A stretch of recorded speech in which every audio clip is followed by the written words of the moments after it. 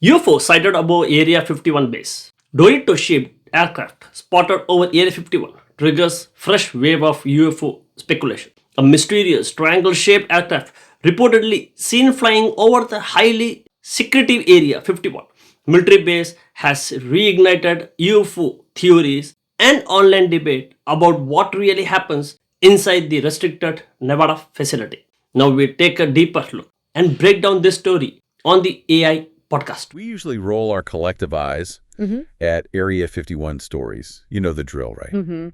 Someone posts a grainy, out-of-focus video of a light in the sky. They claim it's some, Galactic Federation transport, and the internet just goes wild for 48 hours. It's a cycle, a very familiar one. But this new report we're looking at today, the triangle over Groom Lake, it feels different. And honestly, the reason it grabbed me isn't the whole aliens angle.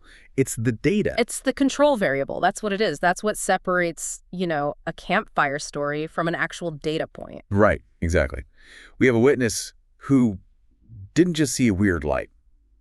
He saw a B-2 Spirit bomber, a known classified but still public stealth asset.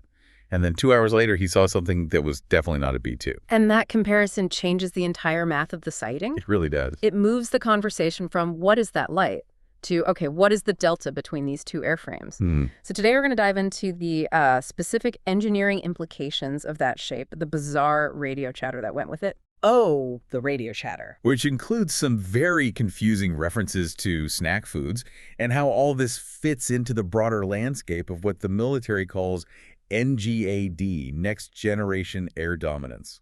The internet has already nicknamed this thing the Dorito, which I think is just hilarious. It is pretty funny. But it also kind of masks how sophisticated this shape actually is. So let's set the scene properly.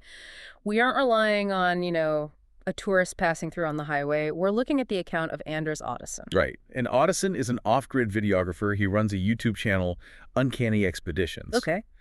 But the relevant detail here isn't just the channel, it's his positioning. He was camping deep in the remote wilderness near the perimeter of the Nevada Test and Training Range. So he's used to this environment. Completely. He's accustomed to low-light environments. He's used to tracking movement in a desert landscape. This is an observer with a high degree of situational awareness. He was essentially on a stakeout. So it's January 14th, 3 a.m. Must have been freezing cold out there in the high desert. Oh, absolutely. And Ottosson is watching the sky.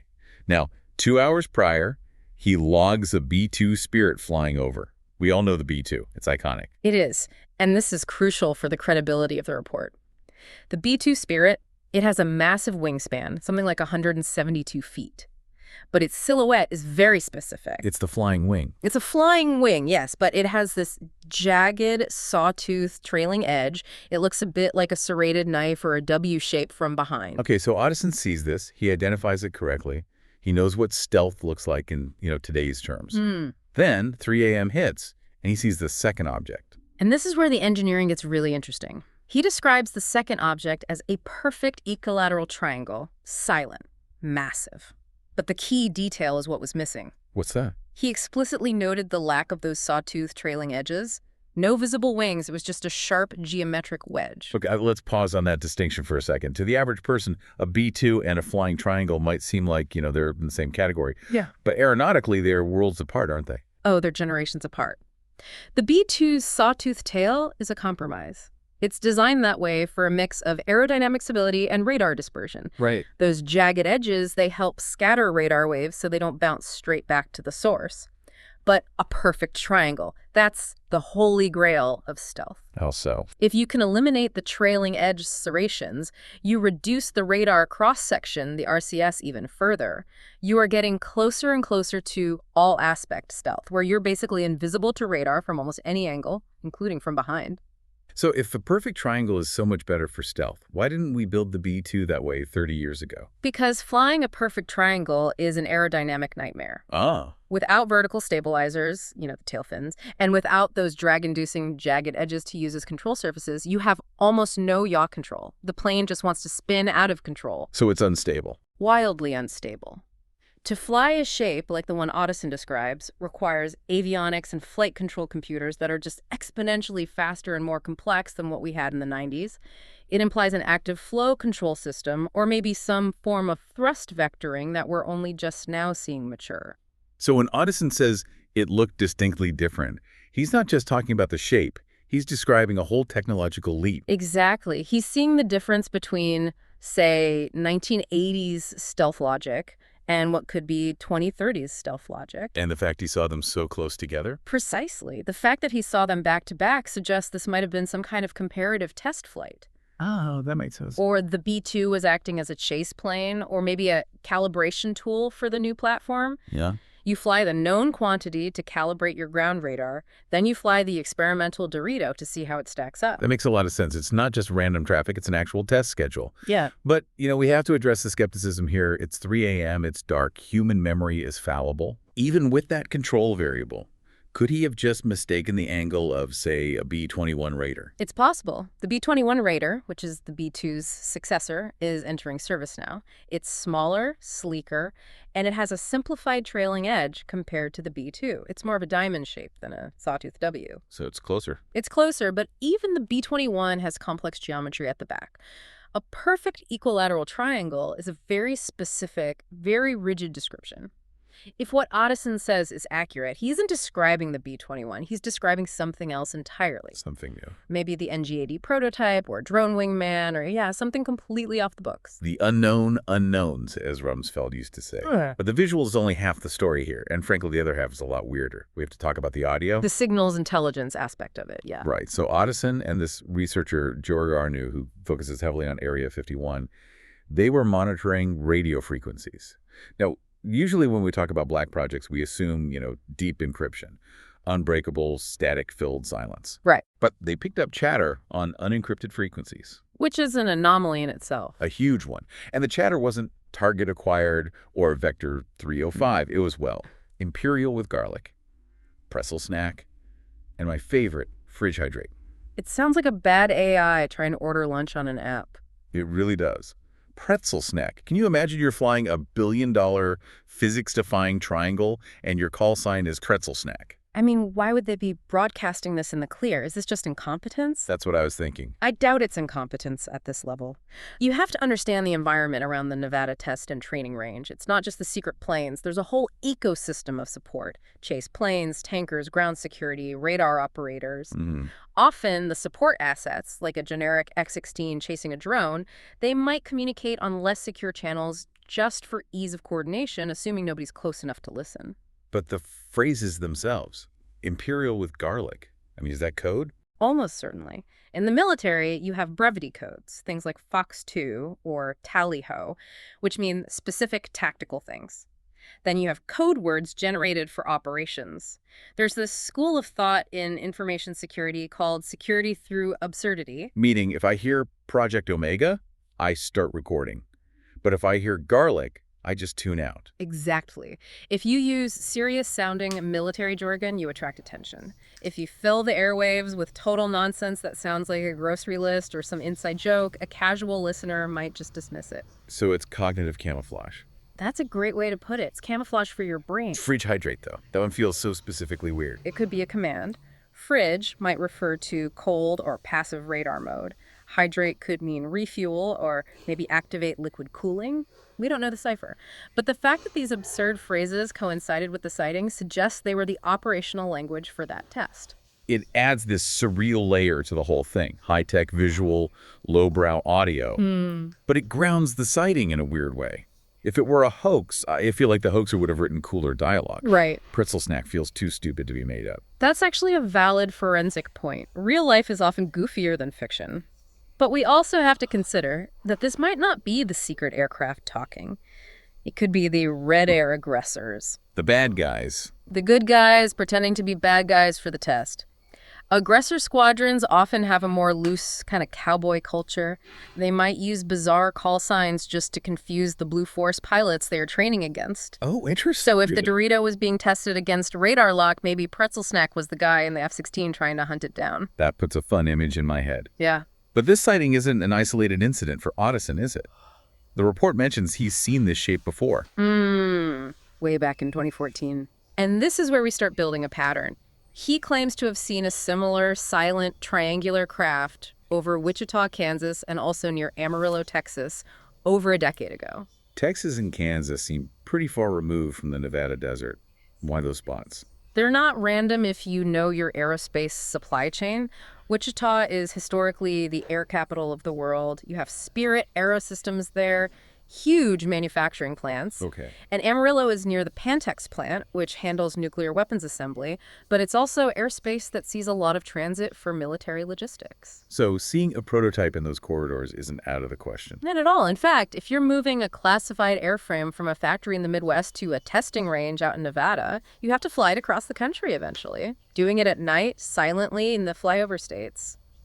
That's how you do it. And the fact that he's seeing the same shape Yeah. implies this program, whatever it is, has been mature for a long time. A very long time. That's a scary thought. If he saw it in 2014 and we are still seeing it now in 2026 and it's still classified, that's a 12-year operational window where this thing technically doesn't exist. That's pretty standard, actually. Standard operating procedure. Look at the F-117 Nighthawk. It was flying for nearly a decade before the public even saw a blurry photo. The B-21 was in development for years. True. This Dorito could be a specialized reconnaissance platform that the Air Force simply has no reason to unveil. If it works and the enemy doesn't know how to track it, why show it off? So the Dorito is the ghost in the machine. But let's zoom out from the aircraft for a second. The report touches on something else found at Groom Lake recently, not in the air, but on the ground. A massive triangular shadow spotted on Google Earth. Ah, yes, the tower. This made the rounds on the OSINT open source intelligence forums last year. Describe this thing for me, because again, triangular tower sounds like something from an alien conspiracy theory.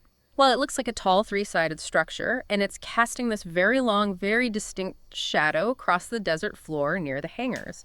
And naturally, the internet speculation machine went into overdrive. I can imagine. People were calling it a docking station, an energy weapon, a teleportation spire. You name it. And I assume you have a more boring engineering-based explanation for it. I do, but it's actually quite fascinating in its own right. When you are building stealth aircraft, like our Dorito friend, you need to test their radar cross-section, their RCS, relentlessly. Right. You can't just fly them and hope. You need to put them on a pole. On a pole. Literally. They have these massive hydraulic poles or towers. They hoist the aircraft prototype up into the air to create a quiet environment, free from ground interference, and then they blast it with radar waves from every single angle to see how reflective it is. And these towers need to be incredibly stable, and they often have unique geometries to minimize their own radar reflection so they don't mess up the data. So the mysterious alien tower is basically a high-tech mannequin stand for the planes. That's a perfect analogy, exactly. But notice the shape connection. A triangular tower to test triangular planes. It's consistent. The geometry of the base reflects the geometry of the technology. That connects the Google Earth find directly to Audison's sighting. We see the tower designed to test the stealth, and then we see the stealth plane flying nearby. It paints a picture of a very active, very human industrial operation. It demystifies it, but it also makes it more impressive in a way. We aren't looking at magic. We are looking at billions of dollars of R&D, physics, and infrastructure, all working in concert to hide giant metal objects from physics itself. But the secrecy is what breeds the aliens narrative, isn't it? If the government just came out and said, hey, this is the RQ-180 reconnaissance drone, and here's a tower we tested on, nobody would care. But secrecy is a strategic asset. That vacuum of information is intentional. They know people will fill the void with aliens. In a way, the UFO community provides fantastic cover for the Air Force. How so? If someone sees a triangle and yells, aliens, foreign adversaries might not take it that seriously. If they yell, that looks like a new intake design for high-altitude loitering, well, that's an intelligence leak. So they let us chase the Dorito and make memes about pretzel snacks. Right. Because it distracts from the actual propulsion tech. Nothing to see here, just weird space stuff. Okay. It's a remarkably effective shield. Let's bring this all back for everyone listening. We've covered the witness, the B2 comparison, the physics of the triangle, and the radio codes. What's the takeaway here? Why should you care about one guy's camping trip? I think the takeaway is that the future is already happening, and it's happening right over our heads. We tend to think of technology as what's on our phones or in the news, but in the aerospace world, the bleeding edge is 20 years ahead of the public consciousness. This report confirms that there are operational platforms flying today that defy our conventional understanding of what a plane should even look like. And it confirms that we can actually learn things if we just pay attention to the data rather than the hype. Audison didn't need security clearance. He just needed a warm sleeping bag, a radio scanner, and a lot of patience. Observation is the ultimate tool. You can hide the budget, you can redact the documents, but you can't hide the physics of a flight test if someone is looking at the right time. It makes you wonder what else is flying up there tonight. If the Dorito's been around since 2014, what are they testing now that we won't see until 2040? That is the question, isn't it? If the triangle is the old secret, the new secret might be something we don't even have a shape for yet. Or maybe a shape that doesn't cast a shadow. Let's not give the internet any new ideas. Fair enough. Listeners, here is the final thought I want you to walk away with. We laughed about the code names, Imperial with garlic, pretzel snack. It seems absurd. But think about the psychology of that. We live in a world where we expect secrets to be dark, serious, and menacing. We expect Operation Blackout or something like that. Exactly. But maybe the best way to hide the most dangerous advanced technology on Earth isn't behind a wall of terror, but behind a wall of just nonsense. If you heard pretzel snack on the radio, would you look up in fear, or would you just change the channel? Absurdity is the ultimate camouflage. Maybe the secrets of the universe aren't hidden in a vault. Maybe they're just hidden in a grocery list, broadcast in the clear, while we're all too busy looking for little green men to notice the giant silent triangle blocking out the stars. Keep your eyes on the trailing edges. That's where the truth is. And keep listening to the static. Thanks for diving in with us. Stay curious. We'll catch you on the next deep dive. Okay, one question for you. Why do triangle-shaped UFOs keep appearing near Area 51? Don't forget to comment it. Thanks.